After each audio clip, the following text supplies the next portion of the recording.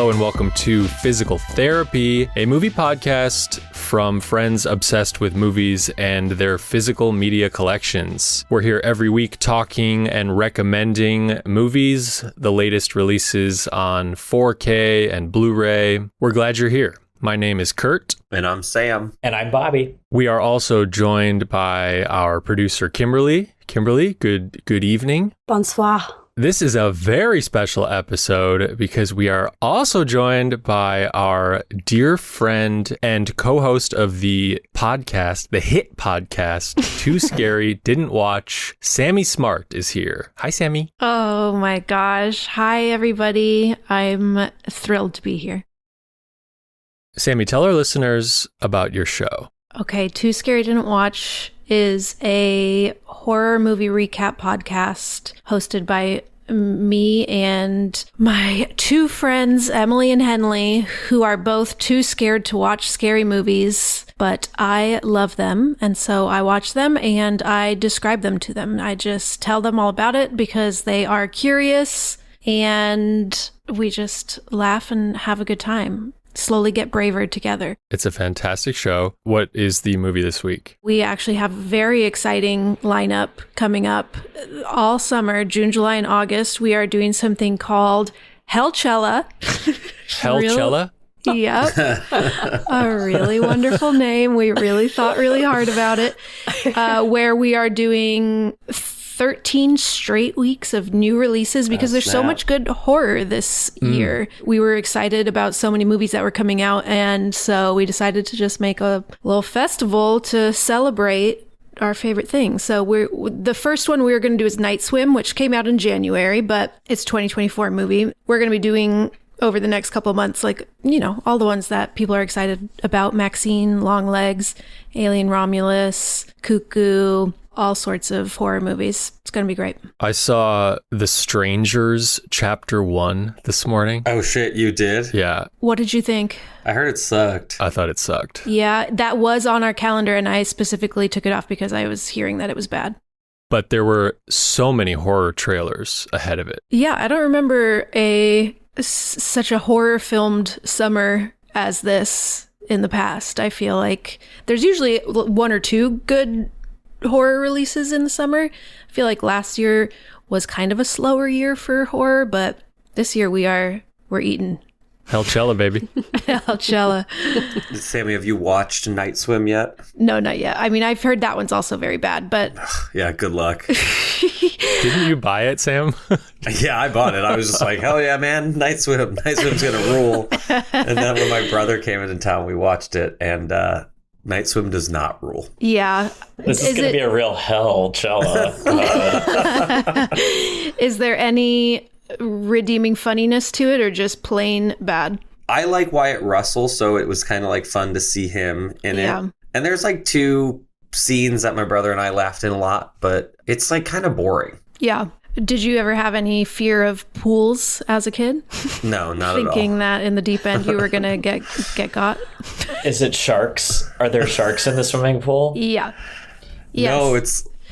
No, not in the movie, but that was my fear. Because that's my fear. Like, if it's not sharks, then I wasn't afraid of it in a swimming pool. No, it's a haunted swimming pool. Sure. Did anybody ever see that episode of Are You Afraid of the Dark where it was a haunted swimming pool? Oh, yeah.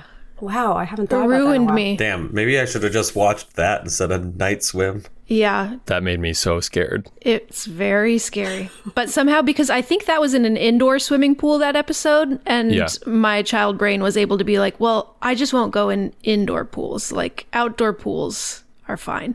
Except for sharks. Those are where the sharks might be. Yeah, I just have to do a visual check from every angle. Because you never know, because there could be.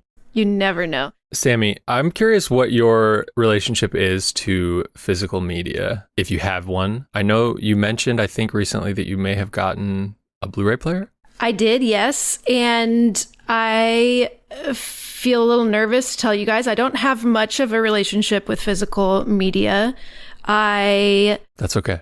We're going to have to ask you to leave. Why do you feel nervous? Like, nervous just our judgment, your ability to keep up? Yeah, you guys are gonna hate me because I don't like Blu-rays. Are you a 4K Queen? I'm usually watching whatever's streaming, but the other day my internet went out for a full 15 hours, and I was really thinking if I had some DVDs or Blu-rays. Why did you get a player? I got one actually because for Too Scary Didn't Watch, sometimes we will have listeners choose the movie, and I'll just throw some suggestions up in a poll, and people will pick ones, and every once in a while something will get picked that is not streaming anywhere. And I panic and purchase things. This happened with Dog Soldiers and The Others. We did The Others right before its Criterion release, so it was pulled from everywhere. Yep. And so it was actually for The Others that I bought the Blu-ray player. Wow. Who directed Dog Soldiers, Sam? Was it somebody that we just watched something about? Yes, it's the director of The Descent, Neil Marshall. The Descent, yes. What a scary one. Dog Soldiers fucking sucks. The Descent fucking rules. The Descent is my favorite. I love it. Sammy, do you own any Blu-rays or DVDs that aren't from your podcast? Yes, I have a couple of my favorites. I have The Matrix. I have Magnolia. I have... Are these Blu-rays or DVDs? These are DVDs, I believe. Okay. And I have a weird ripped, bought from the internet, bootleg DVD set of The Angry Beavers. Do you guys remember that? Oh, wow. And I can't love Angry Beavers. I can't bring myself to part with it because it's so weird. It's just it's like someone just made it at their house and I bought it from them on eBay. And it really makes me laugh. And I do have a couple. I have The Lives of Others. I have Baywatch. It's Lives of Others than Baywatch. a really well-rounded collection. Sammy, there's a complete Angry Beavers series Blu-ray box set that's only German. Ooh, hell yeah. I think that's the only way you can get it. Ich spreche ein bisschen Deutsch. Alles gut. But it's a sad collection compared to what I've seen at Marty's home. But, you guys are inspiring me. I feel like... In the words of David from the classic film Prometheus, big my things God. have small beginnings, Sammy. Fucking. Yeah.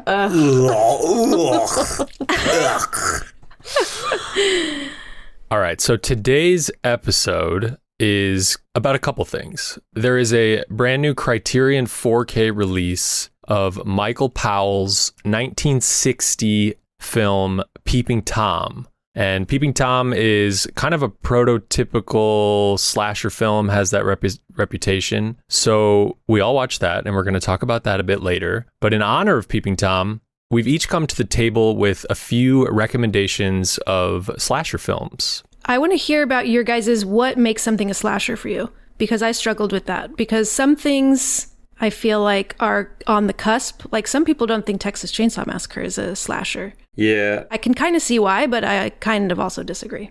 But so what are some of your criteria? I think there has to be an element of brutality as a serial killing occurs. Mm-hmm. So the tool, it has to involve some kind of blood cutting, stabbing.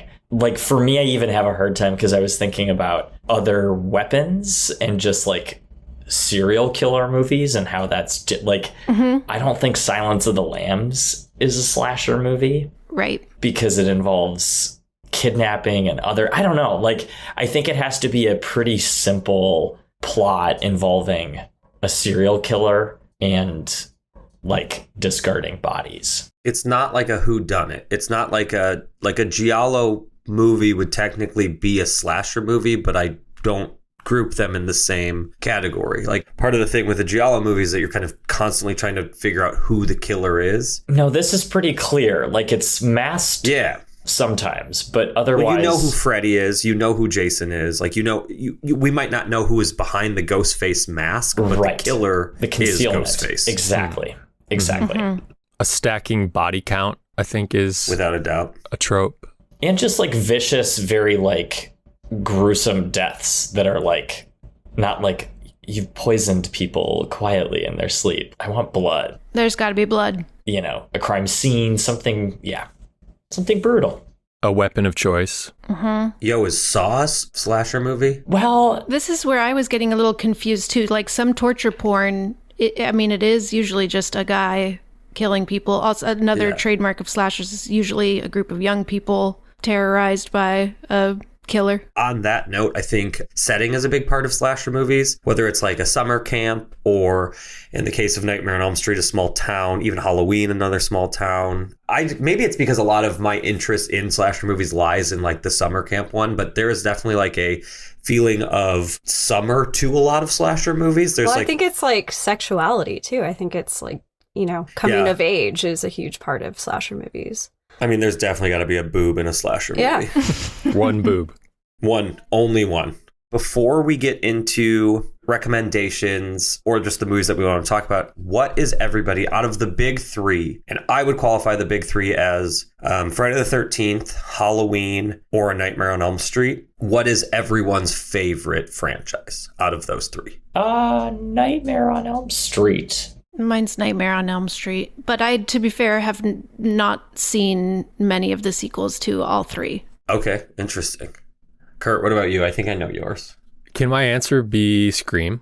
No. Yeah, no, sorry. No. No, you can't. Halloween. Those are not one of the big three. Sorry. Yeah.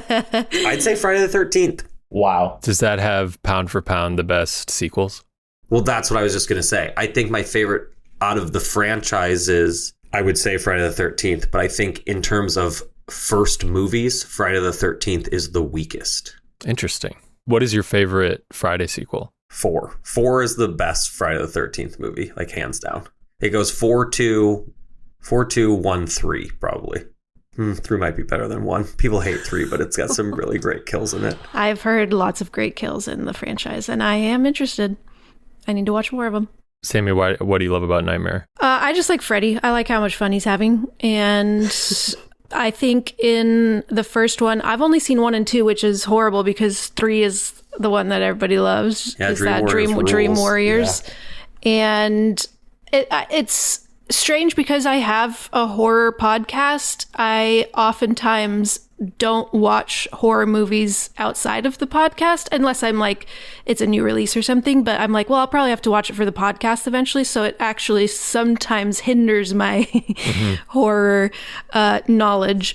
But that scene in the original Nightmare on Elm Street where she's being killed and like flung around the ceiling is so fucking good and so scary. And I just really enjoy the movies. Number 2's crazy, but I think they're fun and silly. I also think I brought this up in an earlier podcast, but Wes Craven's New Nightmare is kind of fun as just a revival. Have you seen that one? No. Oh, it's fun. It's worth it. It's kind of meta, and it is an attempt to revive the series in kind of a fun way. It's sort of like Scream, but it comes before Scream, so I don't know. It's really okay. It's worth checking out if you like the Nightmare series. Right. Let me just tell you, it's not kind of meta. It's the most meta movie ever made. Is. Ever. Okay, it's not great. I like it. I think it's fun. No, I'm not trying to come at you. I'm just saying, like, You shouldn't come at me. I think a lot of what he did in New Nightmare, he kind of dialed in and did on Scream a little bit better. What year is it? I think it's 94. I'm also a big Hellraiser fan. I'm cheating like yeah. Marty/Kurt as well. And going outside of the big three, Hellraiser. I have a Pinhead tattoo. Hell yeah. Pinhead as a like small doll holding a little the baby box. I was Julia from Hellraiser 2 for Halloween last year in the white suit and like just bloody flesh body in a white suit. It was really so fun. good. That's incredible. That's incredible. Sammy, while you were thinking of titles, did the slasher subgenre throw you off? Were there titles that you maybe wanted to talk about that you didn't bring up because you weren't sure if they'd qualified as a slasher? Well, you mentioned Giallo. Giallo was one of my, Deep Red was one of my movies that I wrote down, but those are the kind of things that I was like, I guess it's maybe not a slasher, but I'm just going to go with it. Deep Red was one of the ones I wrote down. Boom, we got started. Here we go. Here we go. Love it. Dario Argento. Watched it pretty recently for the first time. And I mean, like with other Argento movies, the score by Goblin, incredible. Yeah. And yeah, I was just trying to think of possibly lesser known horror movies, and I have kind of no barometer for that anymore because I feel so like in the world of horror that it doesn't feel unpopular to me, but I don't know. I just went with it. No, that's a good one. There's a scare in that movie that had me like paralyzed with fear of... With the doll? Yeah. The doll is very scary. Yeah. It like comes through a doorway, right? Or like out of the darkness. Yes, and I think it's on a unicycle or it's some sort of animatronic thing that maybe it's just walking towards him. It's dressed as a little butler and it's a baby. It's really scary. Yeah. But it's got buck teeth. It's really weird. It's one of those rare moments in a horror movie where like you see something you aren't expecting and it's just like nightmarish. Yeah, I heard or read somewhere that Dario Argento wanted to create kills that the audience might be able to imagine what they would feel like. So unlike being like thrown into a wood chipper where we wouldn't really necessarily have an idea of what that might feel like. We know it'd be bad, obviously. But in Deep Red, there are kills of being drowned in like boiling bath water. There's a scene where someone is just, their head is beaten on the edge of a fireplace, just on a brick. And so I feel like tried to use things within a home to make it feel like scarier and more something that could happen to you in the safety of your home. And I think that's effective. I think the kills in his movie are kind of pound for pound the best you can see in him, like in that type of horror movie. Yep. They're always intense. They're always shot incredibly well. They're really cool, creepy scenes. There's a couple fantastic versions of that from Arrow, like 4K big boxes. Sam, do you have that? I had the big box Blu-ray and I upgraded to the 4K actually. I have the like original art one that you could get only from Arrow's website, which is pretty cool. Yeah. The Italian one or does it say Deep Red or does it say the Italian? It says Profondo Rosso. Yeah. But yeah, it's like the original art ones are all the original Italian posters. Good choice, Sammy. Bobby, what about you? What's your first one? My first one is Brian De Palma's Dress to Kill. Nice. I considered this. Yeah, I picked Dress to Kill. I love it. I think it was the first movie that made me appreciate Brian De Palma and how much he loves cinema as a tool for like evoking terror in the way Hitchcock did, in the way Michael Powell does in, Peeping Tom.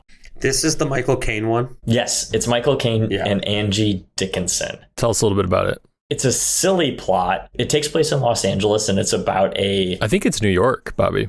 Is it? Yeah. Isn't she at like the Met? No, you're right. I'm thinking of Body Double, which is LA. Yeah. Okay. Yeah.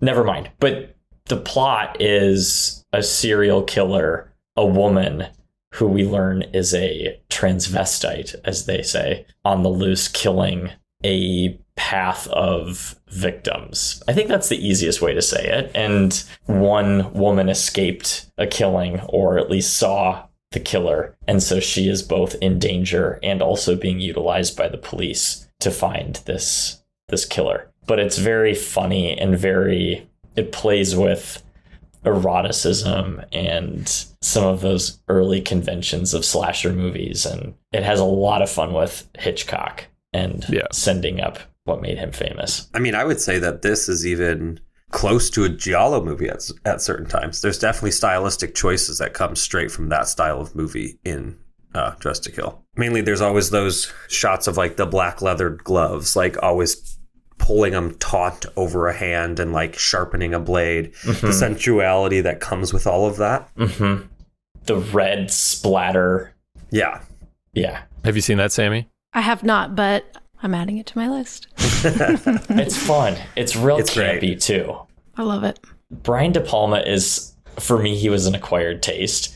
And once I understood what he was doing and why his over-the-top style actually was pretty smart in the way that Argento's is in the way, I was just having a conversation with a friend about De Palma the other day, and he said something like, "Oh, the kids love De Palma," and I was like, "No way, dude. De Palma's way too perverted and weird for the younger generations of today." Oh, even like a kid, even when I was young and coming into cinema, he was a harder one for me to like figure out the path to appreciation. I'm not huge on Scarface. I'm not huge on a lot of them. Neither am I. Some of the horror stuff is incredible. I would agree. Like Mission Impossible, I'm like, Whoa. I mean, I love Mission to Mars. Whoa. Snake Eyes? Silence. You gotta do Snake Eyes on the show, dog. Phantom of the Paradise. Phantom of the Paradise is rules. kooky. So good. Yeah, he's fun. I thought about him a lot during Peeping Tom. Yes. Yeah. Yes. Bobby, did you watch the Criterion disc of it? Yeah. I gotta get that. Their next sale. They've got the 4K Kino. Oh, I thought the Criterion was a 4K. No, it's Blu-ray or DVD. Speaking of giallos, this is one that I was like, okay, I'm absolutely picking this movie and I'm going to revisit it for the show. I got a 4K copy of it, but upon revisiting it, I feel entirely uncomfortable recommending it, especially because like my mother listens to this show, but didn't have time to pick something else. So I picked a movie from 1982 directed by Lucio Fulci called The New York Ripper. Oh, no. This movie is essentially about a cop trying to find a serial killer in New York who is brutally killing women and sort of taunting the police with phone calls. And when he makes these calls and kills these women, he speaks like Donald Duck and like quacks and just does absolutely deplorable shit. I've never heard of this movie. Oh, wow, really? What is it called? It's called The New York Ripper. Okay. Oof. Sammy, have you seen it? No. It's pretty awesome. It's just absolutely disgusting. Kim, I forced Kim to watch this with me. What did you think, Kim? Oh, I mean, it is like appalling. Like there's nothing that they don't do. It truly is like a giallo, though. There's so much sexuality. Yeah, it's like a 42nd Street, New York movie. But the interiors are all in Rome, and the whole movie's dubbed. I think that's pretty common. Well, no, what happened with a lot of those movies is that whoever was in the scene would just be speaking their native language, and then they would dub them for whatever country they were coming out in. Okay. So sometimes even when the American people are speaking English lines, it still looks kind of weird. Basically, you'd be like on set, and if the person you were in a scene with only spoke Italian and you only spoke English, you would just say your lines in your native tongue. Yeah, it adds like this kind of strange, eerie, dreamlike energy to it, I feel, which I like. You'll see some shit in this movie you've never seen before. That's my pitch. Oh boy. You won't ever forget it. It's very memorable. Sam, have you seen this? This is one that I haven't seen. I'm very familiar with Fulci, and he had the nickname The Godfather of Gore. This is one that's been on my list. I think it's been on my Shudder watch list for 5 years at this point. Yeah, I'd love to know what you think of it. Yeah. Maybe I'll watch it tonight, honestly. I've been thinking about what I'm going to watch. So there's my soft recommendation for The New York Ripper. Yeah, beware. I'm sold. I mean, Bobby, you would love it. It's like just nasty and like gross. Thank you. I love that. I have it in my cart. Bobby, you're a pervert, right? You would love it. It's nasty. It's nasty. I'm hearing all the news coming out of Cannes. Oh, yeah. The nasty movies coming out of Cannes, and I'm excited. Hell yeah. Sign me up. You got the Demi Substance. Moore. Yeah. The Substance. A David Cronenberg movie. Oh, there's a new Cronenberg? That's right. Hell yeah. So, hey, horror's in, baby. Yeah, baby.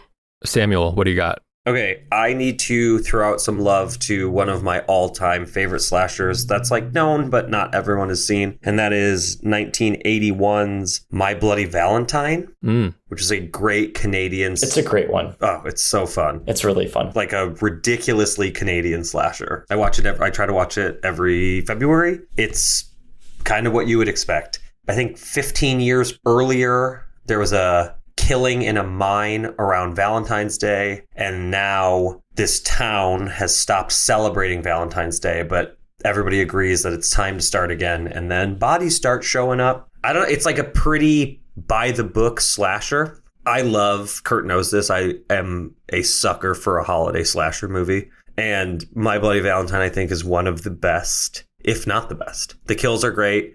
The story is ridiculous but easy to follow. The acting is like stupidly over the top, but also really reined in certain scenes. It's great. It's like a perfect example of the genre. You do love your holiday horror movies. Give them to so me. much so you recommended Black Christmas, and I watched it on your recommendation. Black Christmas is fucked up, man. And it was so good. It was so good.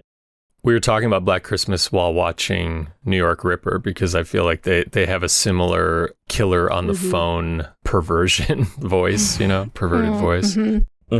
Sam, I just saw this movie this past year for the first time and totally loved it. Yeah. There is a kill involving a washing machine that I've never quite forgotten. Oh boy. The Scream Factory 4K has both the theatrical and the director's cut on it, I think. Or I'm sorry, it's not a director's cut, it's just an unrated cut. And there's like a bit more blood and gore in that one. I was lucky enough to see this on the big screen, I believe on a 35 millimeter print not too long ago, and it was awesome.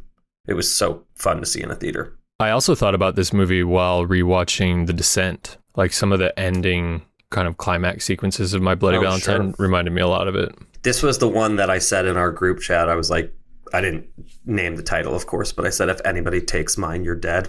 And this was the title. This is it? Sammy, have you seen this one? No, I haven't. Oh man, you guys got to do it. Oh Yeah, yeah, that this would be feels a like great a one for your good- show. It's been on some polls. We did a Valentine's Day poll, and now I can't remember what won, but I was rooting for this one. And, the listeners chose, and what can you do? It's not my fault.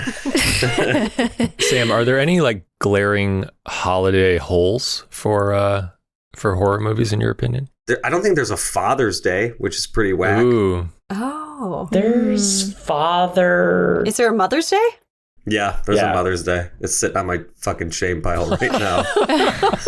not to be confused with Gary Marshall's Mother's Day with Julia Roberts in the best wig of her career. Oh God, another I think we wig. already saw that in Steel Magnolias. My friends. I'm sorry. Yep.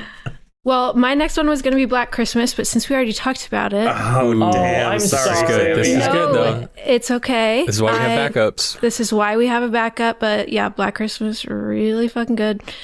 And this one, again, I don't know that it's fully a slasher. This was another one that I was just like, what's a non-mainstreamy one? Even though it was kind of mainstreamy, I guess. But it is a movie that really, really surprisingly scared me. And so I thought I would bring it up. It is The Rental, directed by Dave Franco. Did you guys see this movie? Yeah, I did. It actually really scared me. It's basically the premise is that a group of friends rent an Airbnb and then are being terrorized by somebody inside of it. And I think just because, we all use Airbnbs here and there, I literally think about it every time I go to an Airbnb now. I'm like, well, somebody's in the closet and they're going to kill me when I fall asleep. It really scared me. Can I ask you, A, does this come before or after Barbarian? And B, does this scare you more or less than Barbarian? Because that really ruined Airbnbs for me a little bit. Completely. As in, did it come out before it? Yeah. I believe it was before. It is, yeah.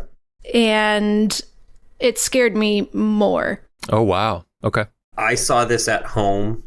I watched it during lockdown, actually, and I really liked it. I agree. It's spooky and good.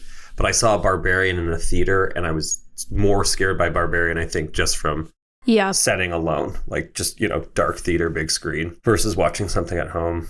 There was a moment in Barbarian that I thought it takes a high ranking among the scariest moments for me watching a movie. Not the whole movie, but when they descend further down into the stairs, I was like, nope, I can't go there.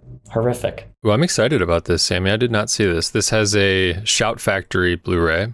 Mm-hmm. Oh, and it's got our friend of the show, Dan Stevens. Oh, and Jeremy Allen White prior to The Bear. Oh, right. I forgot that he was kind of not on my radar yet. And so that I had completely forgotten that he was in it. It'd be a fun rewatch. I like Alison Brie too. Yeah. Yeah, and similarly, there are 2 shots in it that stick with me that I, again, think about every time I'm in an Airbnb.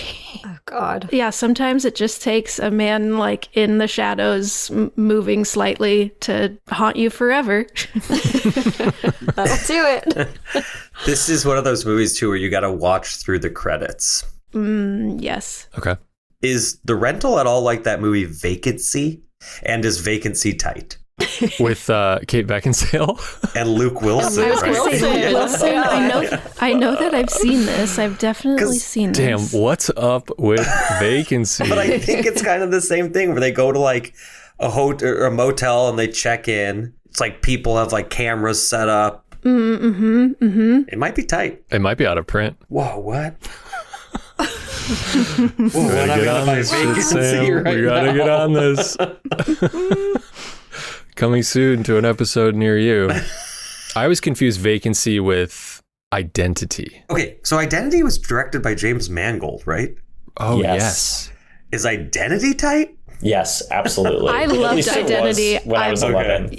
Yeah, same. Whenever it came out, I watched it like 10 times. I was really obsessed with it. Damn, double feature, double episode, Vacancy and Identity. Where were we? That Vacancy really threw me off track. Bobby's got to give us his second title. Mine is low-hanging fruit, perhaps, but I have to say it again, and that's the prequel to the movie X. Hell yeah. I Hell love Pearl. I think Pearl is just, that is lightning in a bottle, that movie. And Maxine looks fantastic, but it will not, like, Yeah. Pearl is something special. As a slasher movie, it is hilarious. It's so stylistically sumptuous. It's so bright and colorful. It is. It's unlike any movie I've seen, but there's a real alarming aesthetic to it that's really scary. Not sincerely, but there's like, it's so off-putting, and the quality of the film itself, I don't know what technology was used, but it feels unnerving, like misgivings everywhere. Tell us about Pearl, Bobby, if people haven't seen it. Oh, sure. Okay, so there was a slasher movie that came out, A24, called X, about a group of amateur filmmakers who set out to make a adult film and rent essentially an Airbnb, but rent In the 70s, right? in the 70s, yep, Yeah. 1970s, rent a barn in, middle of nowhere, Texas,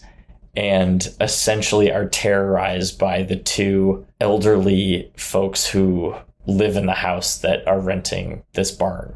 So that's X. The prequel, Pearl, is the origin story of this old woman, the serial killer in the movie X, as a young girl living in Germany. I think it takes place in Germany during the war. No. No. I think her mom is just German. Yeah. Okay. And her They're mom all may wearing be- masks, though. What pandemic was that? I forget. Anyway, her mom is German. The Dust Bowl. I have a hard time with locations and settings, obviously, but but yeah, her mom is German. Oh, wait. Duh. It's in Texas. It's in the same place because It's in the it's, same house. Obviously, yeah. Stupid Bobby. Oh, it's the Duh, it's the Spanish same flu. barn. The Bobby, you're doing Spanish flu is the pandemic that they're in. Yeah, but a big part of that movie is how German her mom is. Yes, she it's makes true. that home That's true. feel like Germany. It's true. She does. It's terrifying. And Pearl is a young girl exploring her sexuality and compulsions related to mass murder and dismemberment. And it's hilarious. It's so smart. There's no way to describe it. And she just wants to be a star. She just wants to be a star. It's true. And so Pearl is played by the incredible Mia Goth, who is in X and the star of Maxine. And I believe Pearl was a result of X being shot during the pandemic and having kind of production delays or being down there longer than they thought they'd be. So Mia Goth and the director Ty West basically conceived the idea for Pearl to shoot back to back with X as kind of a last minute 2-for-1, I guess, during the production. So it's even more special because it so almost wasn't. And then it's, in my opinion, and I think a lot of people's, that it's like way more interesting than X. I liked X, but Pearl is way more interesting. Pearl's a pearl. I left the theater of X and was like, yo, fuck that movie. I did not like that movie at all. I think I was like kind of underwhelmed and angry about being underwhelmed. And I like really liked a lot of Ty West movies, and I think I was expecting something else than what we got. But then I watched Pearl and was like, oh man, is X tight? I revisited it. It's fine. I will say there were moments in X that I was unexpectedly really moved by. Like, I feel like the way that they portray aging and the way that the old couple like can't have sex anymore because he has a heart problem, and there's some like I was really empathizing with them, which is, not dissimilar to some things that might happen in Peeping Tom, but I was like really empathizing with the killers in it. Yeah. Yeah, I was just going to say, are you like, were you on the side of Pearl? Yeah, don't make me pick a side. It's not about picking sides. There's good people on both sides. Isn't that part of slashers? Because like certain movies like, Friday the 13th Part 3, where I'm like, this curly haired dude is the worst and I just need him to get murdered already. Right. That's been kind of a staple in slashers, is you end up rooting for the killer. The victims have to be somewhat unlikable so that you can cheer when they die horrible, violent deaths. So, okay, yeah, fuck it. I was on Team Pearl. Hell yeah. Hell yeah. All right, my second one is a guilty pleasure. A little basic, perhaps, but it is 1998's Halloween H2O 20 years later. Michelle Williams. Is this the one where, spoiler alert for Halloween H2O from 1998, is this the one where Jamie Lee Curtis gets her head cut off at the beginning of it? No, that's the next one. So spoiler alert for the next one. Yeah, so oops. The installments on either side of Halloween H2O are probably my least favorites of any of them, kind of pre-Rob Zombie. So Halloween Resurrection comes after it. That's the one you're asking about. I don't like that one at all. And then the one before it, Halloween 6, The Curse of Michael Myers, maybe, or I forget the actual title, but it features a young Paul Rudd. Paul Rudd, thank you, is maybe the worst movie I've ever seen. But Halloween H2O, 20 years later. It's a direct sequel to Halloween 2 and stars Jamie Lee Curtis once again, who is a kind of private school principal in hiding in California. And her son is played by Josh Hartnett. And I'd like to just welcome everyone to the Hartnettissance, or whatever we want to be calling it. I have been waiting for this period in history. I've been talking about this for 20 years. Sam, give me some credit. I mean, yeah, you have, but and we're here. His next movie is a fucking M. Night Shyamalan movie. Shyamalan, Nolan, he's back. Get out of here. Get out of here. Shyamalan movie's going to be in Hellcella, FYI. I'm excited. I'm very excited for that. I'm very excited. I love Josh Hartnett. St. Paul boy. Whoa. St. Paul boy. Also features Michelle Williams, LL Cool J, Joseph Gordon-Levitt, and in their second appearance together after The Fog, this features Jamie Lee Curtis's real-life mother and original Scream queen Janet Leigh. Wow, I don't think I ever realized they did another movie together. We talked about it on this podcast, Sam. I was just going to say, actually just talked about this already. And so, yeah, Michael Myers basically comes back and terrorizes these private school kids on like a campus somewhere in the mountains of Northern California. This is dealing with the storyline that she is Michael's sister, right? That is true. I did see a flowchart which looked at all the different multiverses, if you will, of Halloween. This is a branch out from Halloween 2. Mm-hmm. And I forgot that it's about her being his sister. Gosh, spoilers, everyone. And so, yeah, this movie essentially ignores 3 entries, which is totally fine. But just a great 90s slasher, kind of in the wake of Scream. And a Miramax one, too. It's Miramax. It's 86 minutes long. We watched it over this past Halloween, Kim, and you loved it. I really did. I had a great old time. It really reminded me of like that era of like the WB. Yes. Like Buffy and Angel and just all those kind of vibes. Look at that cast. That hair. I know. Incredible. The poster says, "This summer, terror won't be taking a vacation." It's just like a really tight, fun, it's violent, it's brutal. I wouldn't call it terribly scary, but very satisfying. Great ending. Absolute ending. What's the best kill in it? Someone gets an ice skate through their head. Ooh. There's also a great dumbwaiter scene. Love a dumbwaiter scene. Mm-hmm. There you go. If that didn't convince you, nothing will. Who's next? So I want to rip through two really quickly. One is The Burning from 1981. Scream Factory just put it out. They just upgraded their disc to a 4K disc. It is great. Another slasher summer camp movie. Both of the movies that I watched back to back are like great slashers because they straight up tell you who the killer is in the first 5 minutes.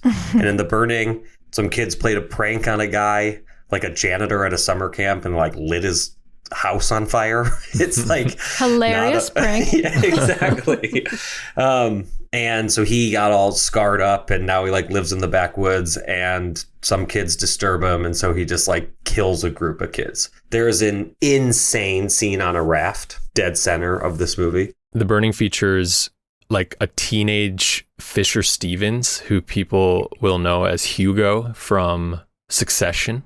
And I watched it, when this 4K came out, and was looking at this kid for like a half an hour being like, who is that? And then it dawned on me. So that's really fun to see. Also Jason Alexander, a young George. And Jason Alexander. Yeah, for sure. He was not hard to place. My question is, I knew this going in when I watched it and looked for her, but never found Holly Hunter? Holly Hunter. I see her in the credits, and yeah, Oh you my guys God, didn't mention yeah. her. Did you see her, Sam? No. She's in this movie. She's somewhere in this movie. Sophie? Did you see Sophie? She's Sophie. Maybe they cut all of her scenes. The other bummer thing about this movie is that it's Harvey Weinstein like wrote it and edited it. Yes. And Oh my God. That's fantastic. Damn, my last one was Harvey. This episode is yeah, wow. We have to go. And then We're canceled. the other movie I watched was also from 1981. It's Vinegar Syndrome put this disc out. It's called Madman. And again, another backwoods slasher movie. Big guy with an axe. It was hard to find for a long time. But if you like a backwoods summer camp slasher, this is a great suggestion. Yeah, it's a good movie. Everybody, great picks. Highly recommend all these. Except maybe the New York Ripper. Nah, dude. No, watch it. Kurt's a fucking pervert. You should watch the New York Ripper. My mom listened to the most recent episode of the show and texted me the other day and was like, should I watch The Descent? And I could not type fast enough. Yes. He's like, yeah, here, have my digital code. And then sent her. Haven't heard from her since.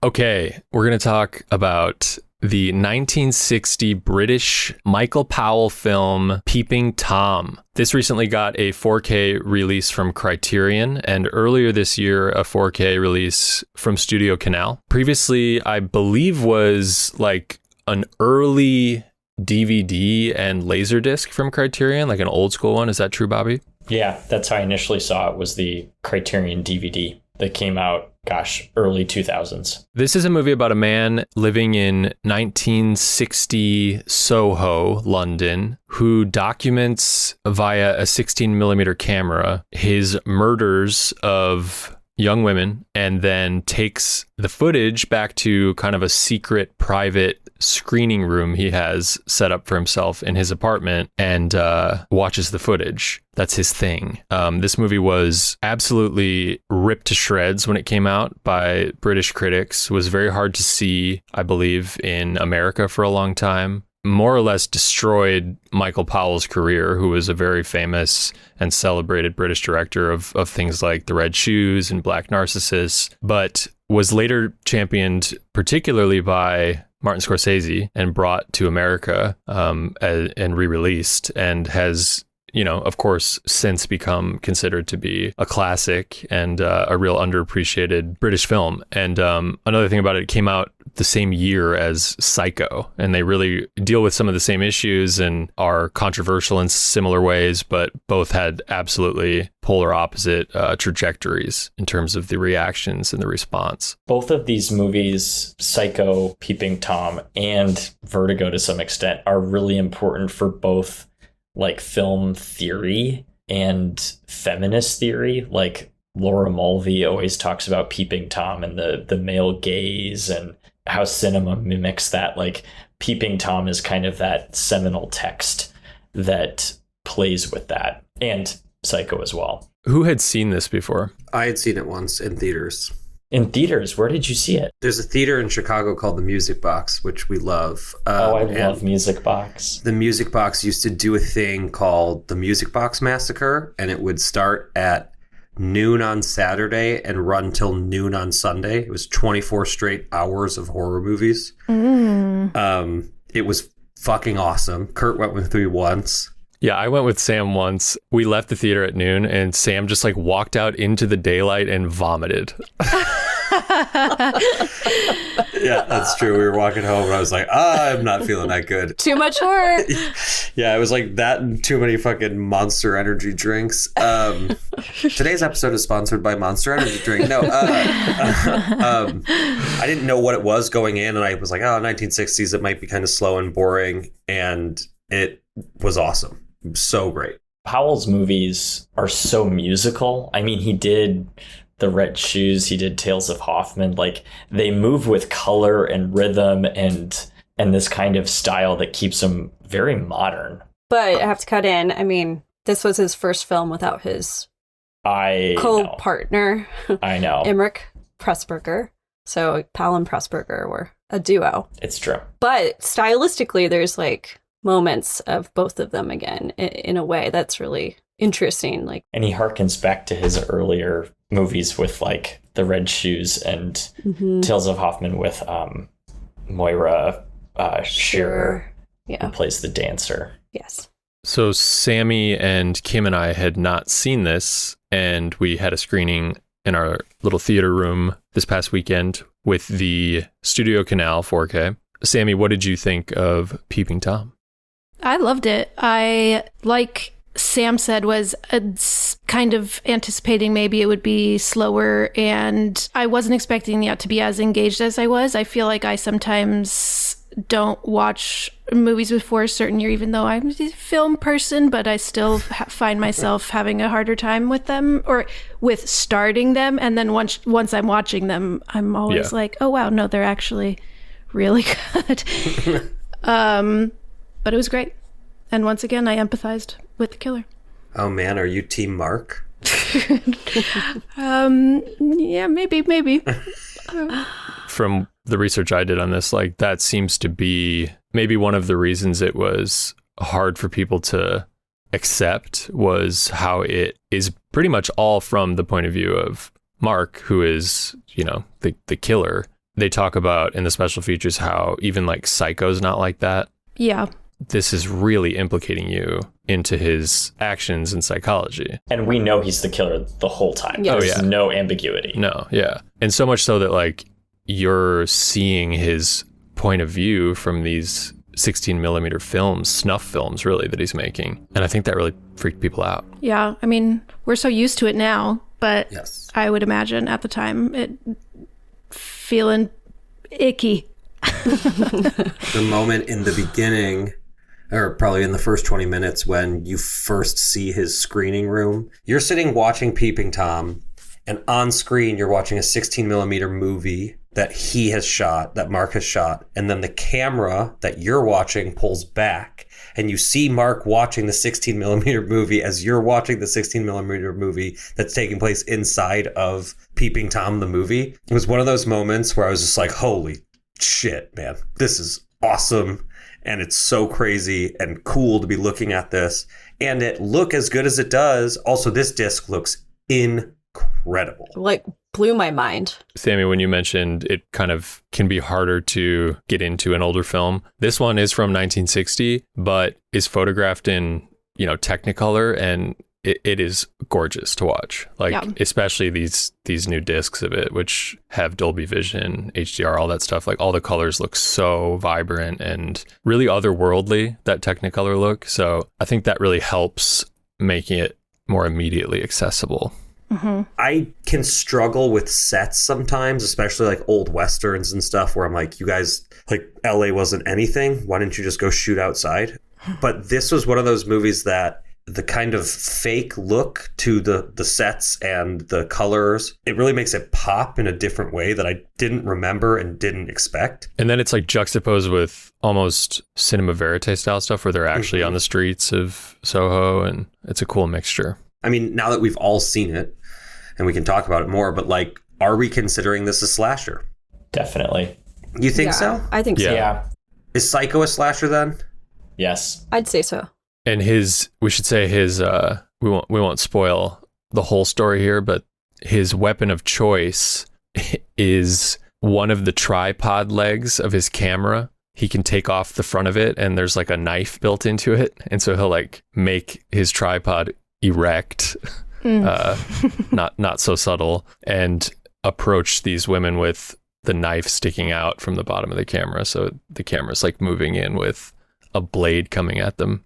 I really liked that we see that from the camera's POV in that opening scene and are not sure what is happening, because I was thinking that, like, it seems like she must know that she's being somewhat filmed. It didn't seem like her scream reaction was to being filmed, and I didn't know what it was going to be, and I liked that reveal. Never seen that weapon before. And there's even more to the reveal. We'll let you find out for yourself, but yeah, it sets it up really well. But yeah, I would consider this to be a slasher. I feel like the body count piles up. It's got a great weapon of choice. It just happens to be from the perspective of the slasher, I guess. And that's pretty rare. Are there other examples of that? Like Maniac. Yeah. Oh, Maniac. Yeah, you mentioned that last week, Sam. There's this new one coming out. I don't know if you guys are doing it on the show, Sammy, but there's this one coming out this summer called In a Violent Nature. Yep, we are. That's like all from the killer's POV, and it's supposed to be like pretty intense and pretty hard to watch. Yeah, I've heard it's very gory and gnarly. American Psycho was another slasher good one call. I was thinking about. Just Yeah. and also in terms of like the point of view being centered on the killer. And Yeah. It actually just, what popped in my head, Bobby, was Man Bites Dog. oh yes, yeah, absolutely. Man, that's a fun one. That's such a great movie. I gotta revisit that one soon. Do you know Man Bites Dog, Sammy? No. Geez, I don't even know when it's from. 80s, 90s? Yeah, 90s. It's from the 90s. It's essentially about like a documentary crew who follow a killer and slowly become kind of implicated in his crimes. It's like it's a satire more than a horror movie, but it is so intense in terms of the shit that's in it and that you see. It's excellent. Gosh, I forgot about this one. I gotta rewatch it again soon. No Blu-ray. Really? Is it a Criterion DVD. Yeah. out of print? That I don't know. Yeah, I there's a handful of these movies that are done from the killer's POV. Henry, Portrait of a Serial Killer. That's another one. Mm-hmm. The house that Jack built, sort of. Oh, I never saw that. Lars. Yep. Definitely that. It's not good though. What's our man's name in this? Mark? Yes, Mark. Mark. Mark. Oh, Mark. He's very, seemingly visually surface level, very put together, very well dressed, well groomed, like very quiet guy. Little by little, you get a lot of rich backstory for him. So the kind of surface level of his performance and the actor mixed with the backstory, yeah, you really empathize with him. And I think even the ones we're talking about now aren't quite like that. You're not quite as empathetic toward Patrick Bateman or whoever. Sammy, you said that you could sympathize with Mark and kind of like are slightly team Mark. What about his backstory kind of like made you feel that way? I think I get it a lot of times when I see really anybody that's uncomfortable in their own skin a lot of the time. I just tend to kind of feel bad for them. And I even got this with the Jinx with Robert Durst. I was like feeling bad for him at the end. I was like, oh man, this guy, he's gotten in over his head. And so I'm not Team saying Durst. I'm not saying I'm excusing the things that they're doing, but I think I'm just quick to feel empathy or sympathy for a person that's really unhappy in their life. And, you know, he finds one human connection and is such an anxious little freak about it. And I'm just sort of rooting for him to not to murder people, but to maybe find some better ending than we anticipate. And, yeah, I think, was this one of the first movies that showed that sort of traumatic backstory? And I mean, I guess that might be a hard question to answer off the top of our head, but yeah, just hearing about his past, and yeah, he's just more fleshed out than like a typical serial killer in some slashers. The only one I can think of that predates this, which isn't really a slasher, is Fritz Lang's M. Oh yes, I love that movie. Which, you know, also provides more sympathy for this person who's committing heinous crimes. As disturbing as the killings and stuff are, like, it's still sort of about catching the guy as opposed to sitting with Right. It's about him on the run. And him put on trial. Without giving it away, he is a child of trauma. Yes. And we see that. We see it all through the girl who lives downstairs. She comes to kind of visit Mark in his upstairs apartment, and they're talking about that he's a camera. He works in camera and film and hopes to be a director soon. And she sort of convinces him to screen something for her in his studio, and he chooses to play films that his father had taken of him as a child, essentially being subjected to torture of various kinds. An interesting pick for a first date, for sure. It is so similar to that moment in Taxi Driver when Travis takes Sybil Shepherd to the porno theater. Yeah, I never thought of that. That's, of course, yeah. And you're sitting there and you're like, please don't do this, because I want to have sympathy for you, because it's like you just do not get it at all. But I need you to not take her to the porno theater. And then they go to the porno theater and you're like, fuck. The same way in this movie where you're like, please turn these fucking freak movies off, please, right now. For her birthday present too. It's her birthday, and she says, please show me something for my birthday. He's like, I've got the perfect things. After she brings him a piece of her cake. Yes. He's like, do you like physical media? We were joking that, yeah, he was like Marty, showing all of his favorite things in his little film room. Yeah, if anyone could be like Mark, it is our sweet Kurt / Marty. Yeah, that's all he had to say to Kim. He was like, hey, you ever see Peeping Tom? She was like, say no more. Honestly, it would work. I do love it. Sam, you know what else this reminded me of was the scenes in Manhunter with Joan Allen and Tom Noonan. Yes. Where you're seeing like this woman who does not understand who she is sort of slowly developing a relationship with, and how dangerous he is, and you as the audience are fully just aware of it and dreading it and feel so afraid. It popped in my head for sure watching this. Oh, without a doubt. I love that tension that builds in both of those movies, as well as many other movies, but where, as the audience member, you know things that the characters do not, and the way a filmmaker can play with that and really like drag you to the edge of your seat. Like the blind mother, who I just like adored in this movie. Oh my God, she's great. But the scene where she kind of pops up in Mark's apartment and she's just like, hey dude, I got your number. Like, yeah, don't fucking try it. And then his like, she's just smashing on Red Label scotch the whole time. Yeah. And like smashing on it. Like she's taking like every time gulps. you see her. Yeah. But that scene is so great because she's like, hey buddy, I got your number. And you watch him go through this roller coaster of like, he's like, all right, I got to kill her, but I can't kill her because she's my girlfriend's mom. And so he's like begging her to leave the apartment. It's wild. I loved that scene. I rewound that scene like 3 times. One of the things they talk about in the commentary that I thought was interesting about that scene is they sort of theorized maybe the reason he doesn't kill her is because she can't see what he's doing. Oh. So he would get like no pleasure from spoilers, no spoilers, but yeah. That makes sense. Wow. That's cool.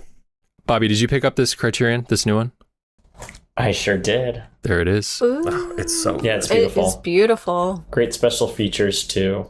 So I really prefer the artwork on the Criterion, but I will say that the Studio Canal has more special features. I know. It has like 3 brand new featurettes that are not on the Criterion that I watched were great. I actually bought it, I believe, before Criterion had announced it. I feel like they're the one distributor that's real fickle with how they license their stuff to Criterion. I have no idea what I'm talking about here, but it does seem like the Studio Canal 4Ks that get announced within a year a lot of them seem to have a US version. I think it's because Studio Canal is they own the rights to it. It's their property and they probably handled the restoration. Yes. And so they get first to market whatever territory they're in and then license it out to, whatever. If you all had to recommend this or Psycho to somebody who had never seen either, which would you go first? I think Psycho is more quote unquote entertaining. It feels more modern pacing wise or something, but I mean, Psycho is, I think, it's a better movie. It's sharper. Peeping Tom's amazing, but Psycho is like of the top films ever. So yeah, I agree. I think it's tough to beat Psycho. Fuck you guys, I'm going with Peeping Tom. Sam, I'm with you. I think Peeping Tom is very special. I've said it once and I'll say it again. Hitchcock can suck it. Oh, well, I disagree with that. I disagree with that. Those are fighting words. All right, Sammy, what an honor it was to have you on our podcast. Thank you so much for having me. This was come back. A delight talking slashers with you guys. And thank you for having me on for this movie, Peeping Tom. I probably wouldn't have seen it otherwise, and I'm very happy that I did. Sammy, I have one more question. If you had to punch one old British filmmaker in the face, who would you choose? Alfred Hitchcock or Ridley Scott? Wow. This is interesting. Wow, Sam. Hurts both Kurt and I. Or would you stab one with a tripod? Yeah, if you had to stab one with a tripod. I think it'd be Alfred Hitchcock. I feel like some things that I know about him, and I may be, not saying Ridley Scott. What do you know about him? What do you know about him? Tell me. What do you know about Hitchcock? On the Birds, how horrible he was. Tippy Hedren. Really? Tippy, come on. Be quiet. And I don't know, Ridley Scott scares me. I guess if I stabbed him, he'd be dead, and so I wouldn't have to worry about the repercussions. There you go. But I'm going Alfred Hitchcock, regardless. All right. That's fair. What about you, Sam? I'm sorry to spit it back on you. But... Ridley Scott, in a heartbeat. Okay. What? You take Ridley, I'll take Alfred. What's wrong with you? I mean, listen, man. Made some Sam, good. I'm with you. Made some Me good too as movies, well. but shut the fuck up already. Yeah, no one wants to hear you speak on those things. Sam, that was a pretty roundabout way to just make a space for yourself to talk about how much you want to stab Ridley Scott. No, yeah, that felt very... Sammy, don't you just want to gut Ridley Scott? No, just me? Thanks for coming on our show. The perfect final question. I love it. Yeah, no, thank you guys. Sammy, tell our masses where they can find Too Scary Didn't Watch. You can find Too Scary Didn't Watch wherever you get your podcasts, You can follow us on Instagram at TSDW Podcast. And, start there. And then if you like us, you can join our Patreon at patreon.com/TSDW Podcast. Hell yeah. Go check them out, people. Thank you, Sammy. Thank you, guys. Sammy. We love you, Thanks, Sammy. Love you guys.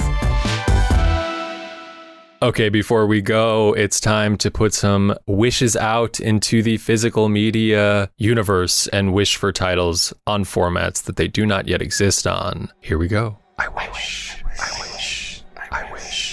wish for a 4K of Tim Burton's Mars Attacks. I wish for Alfred Hitchcock's Spellbound re-released on Criterion.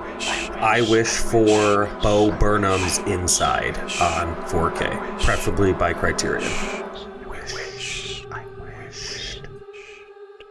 Ooh, those are all really fun. Marty, Yeah. fucking Mars Attacks, huh? Yeah, Mars Attacks, while I would never tell you it's his best film, I think is my favorite Tim Burton film. Wow. I'm just a huge fan of Mars Attacks in general. It's and really funny. that sense of humor and the art and just the grotesquerie of it all. And, is Jack Nicholson our best on-screen president? Perhaps. And you get not one, but two Jacks in this movie. And, what more can you want? Mars Attacks is a 1996 Tim Burton movie about a Martian invasion and follows a bunch of, colorful, fun characters all over America dealing with the Martians. I saw this movie for my 9th birthday party and have loved it ever since. Like, did you rented it or you saw it in theaters? No, we took a troop to the Mall of America to see it. Wow. Okay. Bobby, you had to go ahead and pick a Hitchcock movie, huh? Yeah, and it was on my mind, and then you just kept stabbing. Alfred Hitchcock's 1945 romantic thriller with Ingrid Bergman and Gregory Peck. Gregory Peck is an amnesiac who's afraid he may have killed someone, and Ingrid Bergman plays a psychiatrist trying to get at the truth of the matter. And for me, I don't even like Spellbound that much. It's more just because I'm a completist, and Criterion's re-released all their early Hitchcock releases, like Rebecca, Notorious, Yep. Third Man. I mean, Spellbound is so good because of the Dolly dream sequence. I love it. It's so good. It's like Hitchcock. It's essential, but it's not my favorite, but it's great. I fucking love Hitchcock. Everyone can just I love him. I love Hitchcock. Never heard of him. So sue me. Let me make it clear. I don't hate Hitchcock. You made it pretty clear. I just don't ever want to watch his movies or hear from him ever. I want to talk about Bo Burnham because I'm like, wow, interesting choice. But I like that. I'm going to meet your hate with love. I thought about this for a while. While I think that special is really incredible and something really interesting, it's such a cool time capsule of that time in our lives. In the middle of the pandemic, not knowing what to do, what we can do, what we can't do. After Inside came out, maybe it was the next year or a couple months later, they released it was called the Inside Outtakes. And I thought it would be cool to if Criterion or Criterion's released other Netflix movies. I just think it would be a fun thing to have a physical copy of. The music in it's great. The jokes in it are very funny. While it's also a very touching, poignant exploration into someone's depression while dealing with this massive global pandemic. So I think it would be, I would love to have it. I don't have a Netflix account anymore, and I would love to pick up some of the stuff that I can't watch on their service. Bold, brave. Incredible film.